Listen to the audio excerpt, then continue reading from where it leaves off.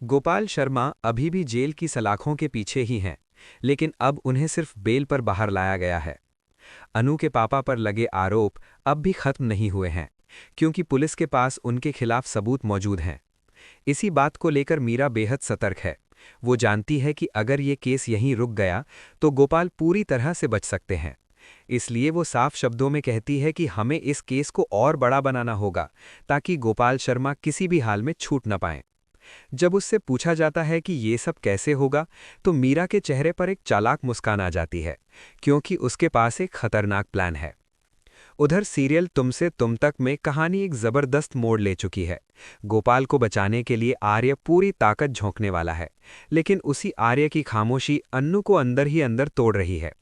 जब मीडिया अन्नू के घर पहुंचती है और उसके परिवार को सवालों से घेर लेती है, तब हालात और बिगड़ जाते हैं। तुम्हारे पापा को सजा कब मिलेगी? एक बूढ़ी औरत के साथ ऐसा कैसे कर सकते हैं? जैसे सवाल अन्नू के दिल पर हथौड़े की तरह बरसते हैं।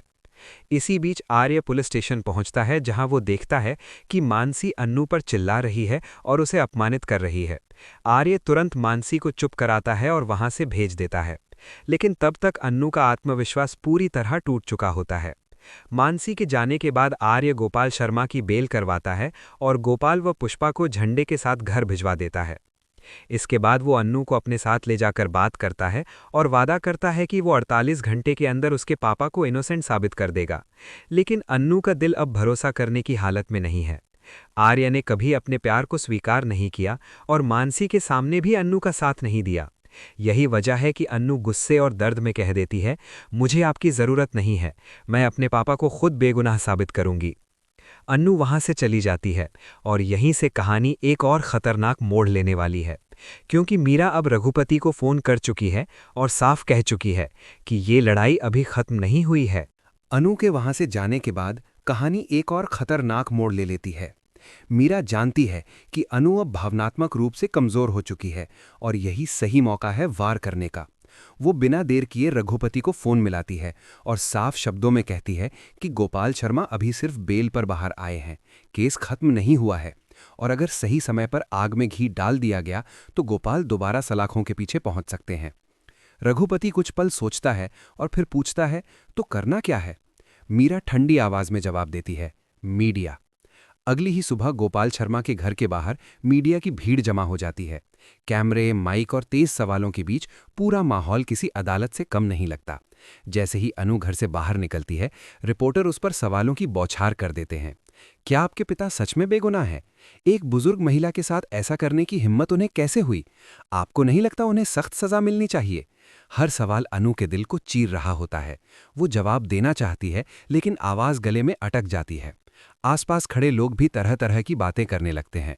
कोई ताने मारता है तो कोई शक की नजरों से देखता है। पुष्पा जी की आंखों में आंसू होते हैं और गोपाल शर्मा सिर झुकाए खड़े रहते हैं। अनु अंदर से पूरी तरह टूट चुकी होती है। उसे लगने लगता है कि दुनिया उसके खिलाफ खड़ी है। मीडिया के सवाल सिर्फ उसके पापा पर नहीं, बल्कि उसकी इज्जत और आत्मसम्मान पर भी हमला कर रहे होते हैं। वो डर जाती है, कांपने लगती है और अचानक से वहां बैठ जाती है। तभी माहौल में एक आवाज गूंजती है, बस बहुत हो गया। और सबकी नजरें उस तरफ घूम जाती हैं। आर्य वहां पहुंच चुका होता है।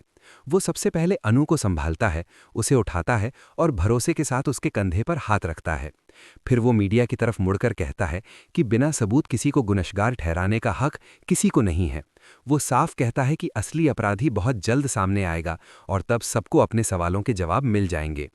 आर्य का ये आत्मविश्वास मीडिया को कुछ पल के लिए चुप कर देता है, लेकिन मीरा दूर खड़ी ये सब देख रही होती है और उसके चेहरे पर हल्की मुस्कान होती है, जैसे वो जानती हो कि खेल अभी खत्म नहीं हुआ है, क्योंकि इस लड़ाई में अब सिर्फ गोपाल की सच्चाई नहीं, बल्कि मीरा का छुपा हुआ सच भी दांव पर लग चुका है।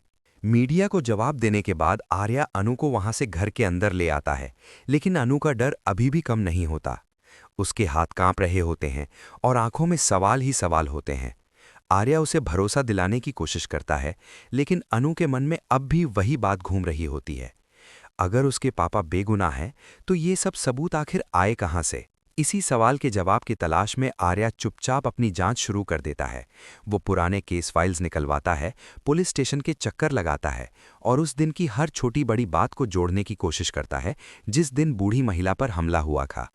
धीरे धीरे आर्या को एहसास होने लगता है कि इस केस में कुछ बातें जानबूझकर छुपाई गई हैं, कुछ गवाहों के बयान बदले गए हैं और कुछ सबूत ऐसे हैं जो अचानक केस में जोड़े गए हैं। उधर मीरा और रघुपति भी चैन की सांस नहीं ले पा रहे होते। उन्हें लगता है कि आर्या अब इस मामले को गंभीरता से लेने लगा है। मीरा बाहर से जितनी शांत दिखती है, अंदर से उतनी ही घबराई हुई होती है। उसे डर सताने लगता है कि कहीं आर्या उस जगह तक न पहुंच जाए जहां से सारा खेल शुरू हुआ था। वो रघुपति से मिलती है और कहती है कि आर्या बहुत करीब आ रहा है और अब उसे रोकना जरूरी है। रघुपति उसे भरोसा देता है कि सब कंट्रोल में है, लेकिन उसकी आंखों में भी डर साफ नजर आता है।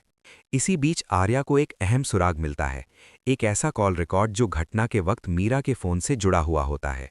ये कॉल रिकॉर्ड सीधे तौर पर कुछ साबित नहीं करता, लेकिन शक जरूर पैदा करता है। आर्या समझ जाता है कि मीरा सिर्फ एक साजिश का हिस्सा नहीं, बल्कि पूरी साजिश की मास्टरमाइंड हो सकती है। वहीं अनु, जो खुद को मजबूत दिखाने की कोशिश कर रही होती है, अंदर ही अंदर टूटती जा रही होती है। उसे लगता है कि हर कोई उसके परिवार को शक की नज़र से देख रहा है। लेकिन जब आर्या उसे बताता है कि उसे कुछ ऐसे सबूत मिले हैं जो उसके पापा को बचा सकते हैं, तो अनु की आंखों में पहली बार उम्मीद की चमक दिखाई देती है। पर इसी उम्मीद के साथ एक नया खतरा भी जन्म ले चुका होता है, क्योंकि मीरा अब कोई भी गलती करने के मूड में नहीं होती। कहानी अब उस मोड़ पर आ चुकी होती है जहां एक गलत कदम सब कुछ बर्बाद कर सकता है और एक सही कदम सच को सबके सामने ला सकता है। आर्य को जैसे जैसे सच्चाई की परतें खुलती जाती हैं, वैसे वैसे मीरा की बेचैनी भी बढ़ने लगती है। उसे एहसास हो जाता है कि अब आर्य को सिर्फ भटकाने से काम नहीं चलेगा, बल्कि कोई ऐसा कदम उठाना होगा जो उसे पूरी तरह तोड़ दे। इसी सोच के साथ मीरा अपनी आखिरी और सबसे खतरनाक चाल चलने का फैसला करती है। वो एक फर्जी सबूत तैयार करवाती है, ऐसा सबूत जो पहली नज़र में गोपाल शर्मा को पूरी तरह दोषी साबित कर देता है। ये सबूत पुलिस तक पहुंचा दिया जाता है और एक बार फिर गोपाल की मुश्किलें बढ़ जाती हैं। खबर फैलते ही अनु के पैरों तले जमीन खिसक जाती है। उसे लगता है कि अब सब खत्म हो गया है। मीडिया फिर से घर के बाहर जमा हो जाती है और इस बार सवाल पहले से भी ज्यादा जहरीले होते हैं। अनु खुद को संभाल नहीं पाती और पहली बार आर्य के सामने पूरी तरह टूट जाती है।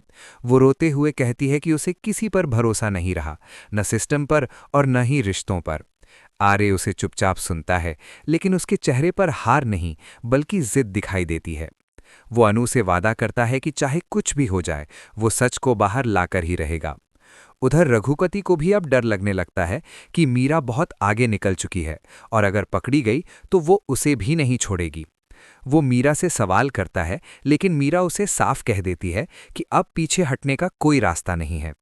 इसी बीच आर्य को एक और अहम सुराग मिलता है।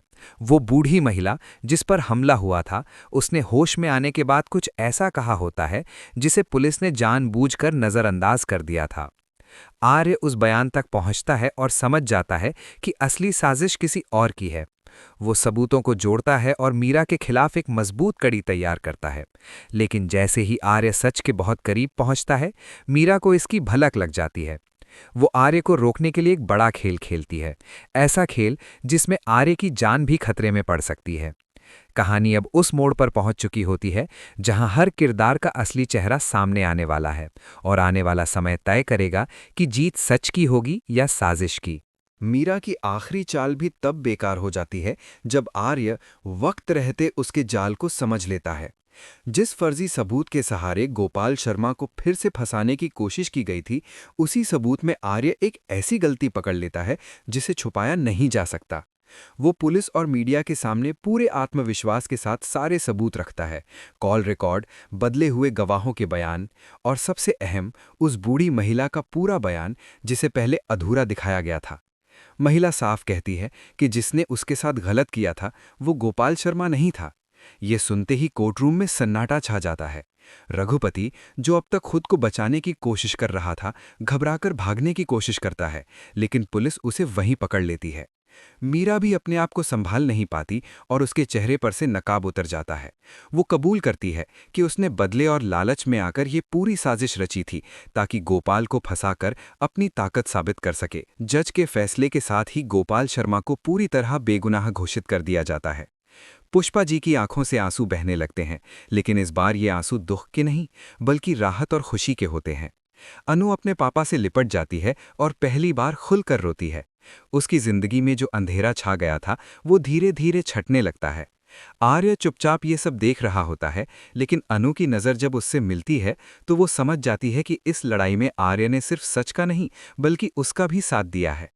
आर्य आगे बढ़कर अनु से कहता है कि उसने कभी प्यार से मुंह नहीं मोड़ा था, बस हालातों से लड़ रहा था।